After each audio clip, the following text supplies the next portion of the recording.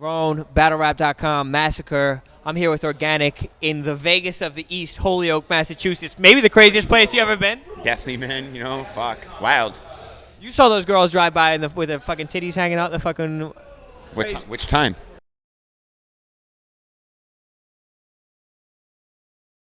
It happens so frequently. It was like, were they going in a circle around us, or in any case, the event, as far as I'm concerned, went well. But let me not influence your answer. How do you think the event went? I thought the event was good, man. I'm happy with it. Obviously I'm exhausted now, so it's gonna make me seem like I'm not, but I'm happy with the whole thing. I think even the battles that were canceled and had the last minute notice came out fire, so it was incredible, bro. The whole event went really well, so I'm happy with that. A lot of shuffling, kind of at the end, like Caustic coming in, Dirtbag getting a new opponent. Was that? I mean, obviously it's stressful. Yeah, of course. Obviously, you know what I mean. I think with any event, once cancellations happen and you have people purchasing something that you're selling to them, you need to do what you can to make it up to them rather than just bite the bullet and give up on it. So it's like Nakaya for that, man. Nakaya's the man, bro. He's out here and he's doing it. How is it working with Nakaya? I mean, obviously you guys have been planning this event for what, 6 months now? Mm-hmm. Yeah, Nakaya's the man, bro. He's just a genuinely nice person. So. Yeah, just seems real down to earth and humble. Is it like a relationship you want to continue to foster? Like, could there be another MASSacre event or what? Yeah, I think we're going to continue to work on the East Coast and everything like that, and Nakaya with Poison Pen, and make some shit happen here. So it's the beginning of something. The East Coast, what does that entail? You know what I mean? Like, where are you looking? I think the whole eastern seaboard of the states. I'd like even to get down from all the way from these parts, maybe even down to Florida and shit like that. I know that's south, but it's southeast. You know what I mean? And right. So yeah. So I mean, so you feel like tonight was I mean, it's obviously a big event. You know what I mean? One of the bigger events that you guys throw. You guys throw a million events. Like, do you think that it lived up to all the ballyhoo, all the expectations? I think so. I think the atmosphere in the event made it a lot better than what it could have been if it were, say, on a stage battle or something where the rappers feel disconnected from the fans. I think that's what the pit battles bring out, the intimacy of the people watching and feeling like they're actually a part of the entire battle. You know what I'm saying? So. Yeah. Is the pit something that you want to continue to do? You did at the Back to Basics. You did it here. I love stage battles, but at the same time, this is how the era spawned. I wish we never left the pit. I would have never done it if I was given the opportunities to get venues where we didn't have to move to stage battles. But as it got bigger and you need the microphones and everything, and to have a pit battle, it's very hard to find a venue that can facilitate that. And do what you need to do to hold an event and make sure it's successful. This one we limited, the crowd in here and everything, so it worked out good. So you think it's going to be like a back and forth pit stage, where or just it's going to dictate it by the venue? Yeah, I think so, man. I think certain people thrive on different things. You know what I mean? Different scenes and everything like that. So it'd be. So you're going to book a different crowd for not a crowd, but I mean things can get interesting where someone can really be, the man in the pit, but then people are like, oh, but he hasn't battled on stage in a year. Let's see how he's going to do on stage against someone who's a vet on stage, and then you can see how people can transform back and forth. That adds another element to, you know what I mean, rapping almost. And it gets intense. I mean, we saw some pretty heated matchups today, like that Pat Stay fucking Calicoe was. I think that went a little too far, but You felt like it went too far. I mean, was there a point where you thought you might see some hands being thrown? I always don't think that, but after obviously some altercations that happened last July, I think it always crosses the back of your mind. I know they're both respectful people, but I just felt there's no be disrespectful in the battle. There's no need to be touching up on someone and poking them in the face and stuff like that. But it happened. And so I mean, my bad to cut you off, but you knew the feel of what it was like right before Math and Disaster happened. You know what I mean? Not to bring up any names, but was it a similar feel right now, or you felt differently? I feel like Math and Disaster was totally different because it was out of nowhere. I don't think anybody was expecting that. You know what I mean? It was kind of just banter between the two, and then it escalated into a punch, but it happened very fast. For this one, you can feel the tension almost starting from the beginning of the battle.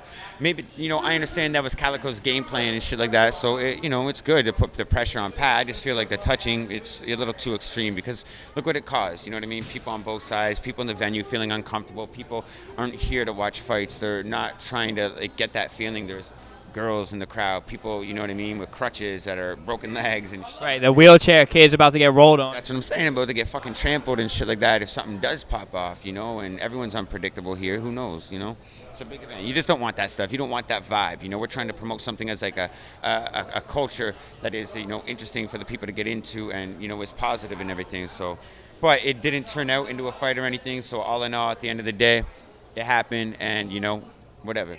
Yo, so I got to ask you a tougher question. Like DNA's been saying, like a lot of people say this stuff, like if it's not on URL, it doesn't count. How does it make you feel to hear shit like that? I really don't care, man. You don't give a fuck? Nah, man. I feel like it's part of the branding. It's part of the game. You know, people can say what they want. I'm going to continue to do what I do. You know what I mean? No, that was my question. Is it going to affect who you book? oh, fuck no, man. Like, I don't really give a shit about stuff like that. People can, you know, that's part of them creating controversy and doing that stuff. If I find it disrespectful, it's within how you're going to deal with me and the handling of the situations that we do. You know what I mean? I'm not going to judge you on what you're doing on another platform when they're telling you what to do and say and, you know, trying to create, like, you know, promotion and stuff for your upcoming battles. It's part of the culture. I understand that. I mean, I don't, you know, I try to be as politically correct and everything in battle rap as possible because I feel like it needs people that are like that. Someone that just, like, you know, looks at the, you know, the broader perspective. Yeah, exactly. You know, and I'm not in this to, you know, put other people down. Like, I honestly do wish the best for everyone, you know, but like I said, I don't know, man. I don't pay attention to shit. I feel you. So, I mean, we saw, I mean, a wild night tonight. We saw Pat do stupendously. It's not like he is backing away from a chain. Like, what do you think is next for Pat? You know what I mean? He has a lot of people who are kind of clawing at his feet right now. I don't know. Maybe ask yourself.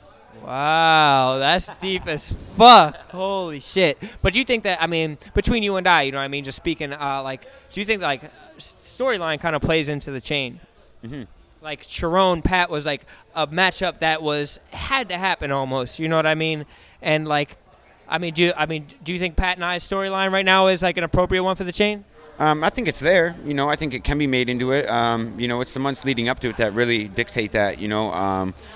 It's hard to say, man. You know what I mean? We got to look at all options and everything, and it's pretty much what the fans really want. The chain isn't really dictated on wins or anything. It's more on demand and being the fucking man, like having the alpha male of the league, and then like everyone fighting for that spot. So, you know, I definitely think you, Caustic, Immaculate are up there. You know, even someone, you know, Big K, Real Deal. Yeah, exact. Big K and Real Deal. You know, there's a lot of names kind of climbing up there. DNA, Cortez. You know what I mean? I don't want to keep it all white like that. You know what I mean? Cortez, especially, man. Cortez always shows up when he comes to King of the Dot, man. I got all due respect for him. You know, he's the man.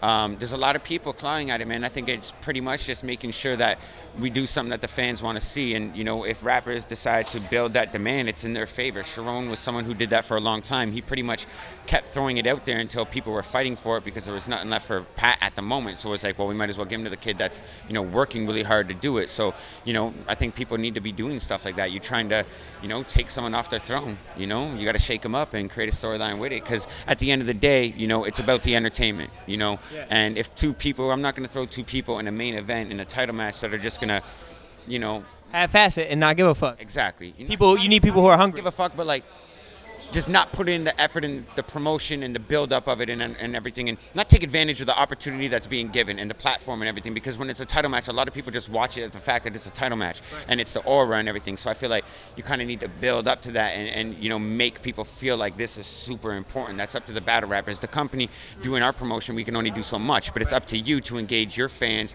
into that, you know, exact moment and get them to push for you and do that. So what you're saying is I got to start talking shit on Pat Stay right now.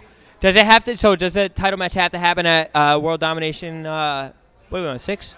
World Dom 5. I mean, his next title match will be at World Domination. So it's going down at World Dom 5, no matter what, no matter who it's against. You know, with the title match and everything, one will happen out in LA. You know, it's just with Pat right now.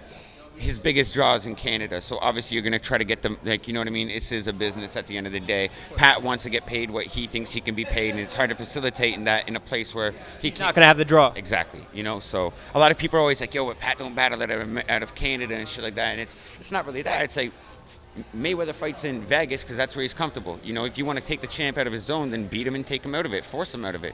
You know, and that's just the way I look at it. Pat don't live in Toronto; he lives on the other side of the country. So when people are like, "This is his hometown," it's like, nah, it's just where he's battled a lot. That's like calling New York Hitman Holler's hometown. Right, because it's in the same country. It's crazy. It's Hitman Holler, St. Louis is a lot closer to New York than, you know, Nova Scotia is to Toronto. So Pat, I mean, I'm gonna keep it brief, but Pat said his next. I mean, he obviously has a lot of options, but he said he wants to battle Hollow next. Is that something that is on your radar at all, or you know? That's a battle I've always wanted to make happen. I mean, I think I've put forth the effort in trying to make that happen like 5 or 6 times now, dating all the way back to 2009, which was the first time that I really, tried to make an effort to make that happen. I know both of them are down for it, and it's just like, figuring out the logistics and the timing and everything to make it right, So, yeah. Fuck yeah, man! This dude's a fucking legend. Just fucking the motor's out of control right now. Are you drunk at all? High right now? What? I don't drink at events anymore, man. Are you serious? Yeah, dead ass. Yeah, fucking pussy, bro. That's what it is, bro. I used to get drunk and everything at events, and like you never know who's gonna come to an event and talk to you. And I'm a representative of my company, so I'd be cutting my company short if I'm gonna be here all shit-faced drunk and not represent us properly. You know what I'm saying? It could affect battle rap as a whole. I'm over here joking around, and he's got this dead serious ass answer, fucking killing shit, man. This is Organik, man. BattleRap.com, MASSacre, fucking Roan. Great event. Shout out to you, man. Thank you, man. Put on a great performance. Always a pleasure. Always a pleasure. Thank you, man.